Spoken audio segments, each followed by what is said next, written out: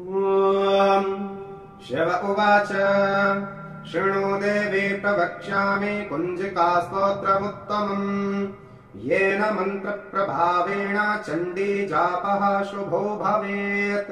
न कवचम् नार्गलास्तोत्रम् कीलकम् न रहस्यकम् न शुक्तम् नापि ध्यानम् च नान्यासो न च वाचनम्। कुञ्जिका पाठमात्रेण दुर्गा पाठफलम् लभेत्। अतिगुह्यतरम् देवी देवानामपि दुर्लभम्। गोपनीयम् प्रयत्नेन स्वयोनिरव पार्वती। मारणम् मोहनम् वश्यम् स्तम्भनोच्चाटनादिकम्। पाठमात्रेण संसिद्ध्येत् कुञ्जिकास्तोत्रमुत्तमम्। ॐ ऐं ह्रीं क्लीं चामुण्डाय विच्चे। ॐ ग्लौं हुं क्लीं जूं सः ज्वालय ज्वालय ज्वल ज्वल प्रज्वल प्रज्वल।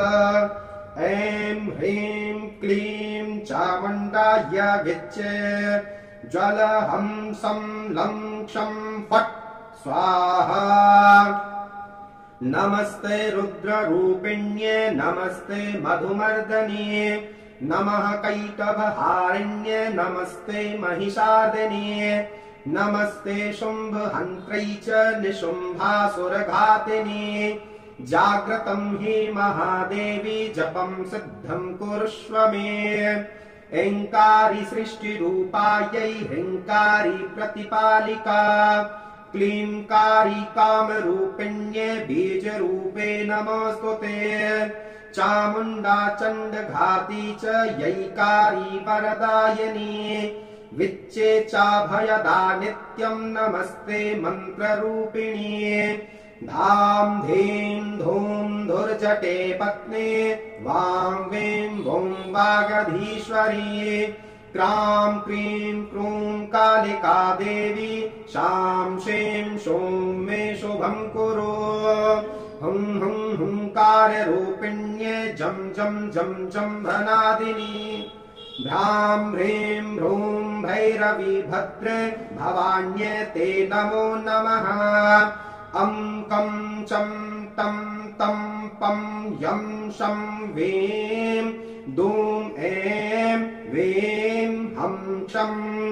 धिजाग्रं धिजाग्रं त्रोटय त्रोटय दीप्तं कुरु कुरु स्वाहा। तां पीं पूं पार्वती पूर्ण हां खीं खूं खेचरी तथा।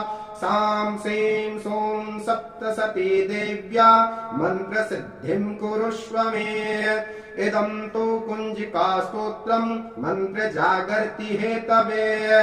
अभक्तेनैव दातव्यम् गोपितम् रक्ष पार्वती। यस्तु कुञ्जिकया देवी हीनां सप्तसतीं पठेत् न तस्य जायते सिद्धिररण्ये रोदनं यथा।